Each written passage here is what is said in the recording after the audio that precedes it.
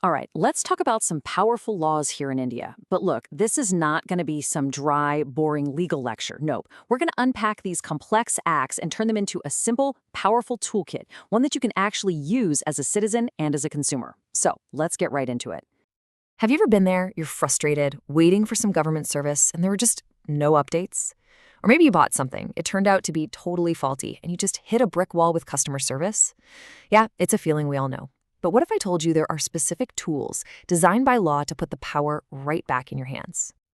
So here's our game plan. First, we'll look at how to hold power accountable. Then, we'll dive deep into your right to information.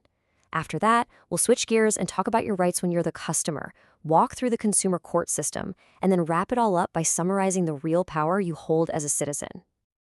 Okay, let's start with this core idea. The law isn't just a big book of rules telling you what you can't do. It also gives you specific tools, actual mechanisms designed to empower you and to make sure there's transparency and accountability. Now, for our first tool, and trust me, it's a big one, the Right to Information Act, or as you've probably heard, the RTI.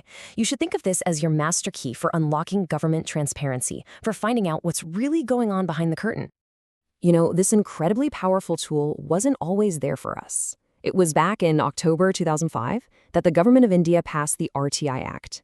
And this move fundamentally changed the whole relationship between citizens and the state, putting information that was once hidden squarely within everyone's reach.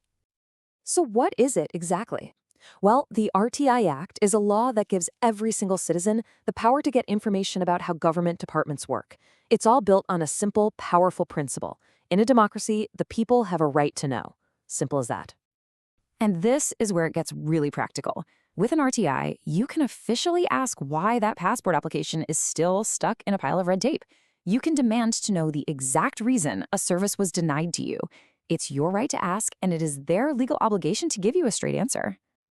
Okay, so the RTI has your back when you're dealing with the government. But what happens when you're a customer out there in the marketplace? Well, for that, we turn to the second essential tool in our kit, the Consumer Protection Act, better known as COPRA. COPRA, which actually goes all the way back to 1986, was a real game changer.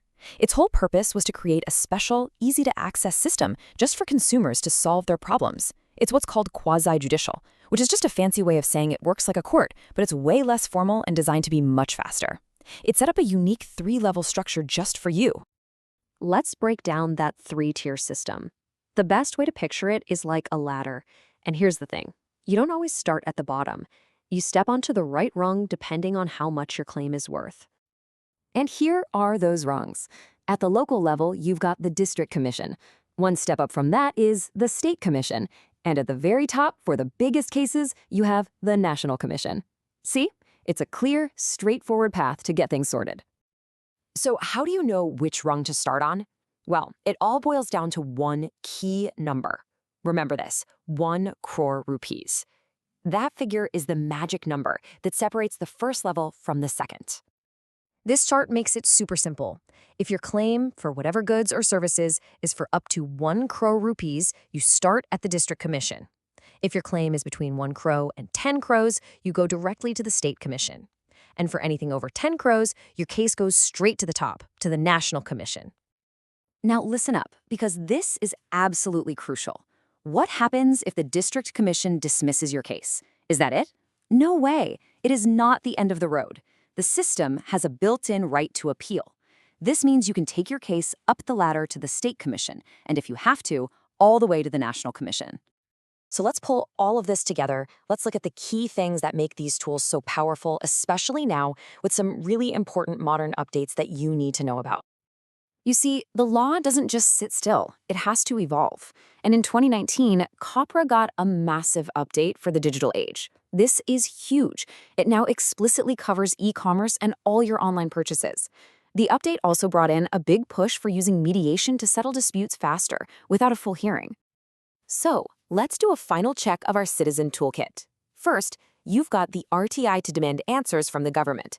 Second, you have COPRA with its clear 3-tier system to protect you as a consumer. Remember, you can always appeal a bad decision.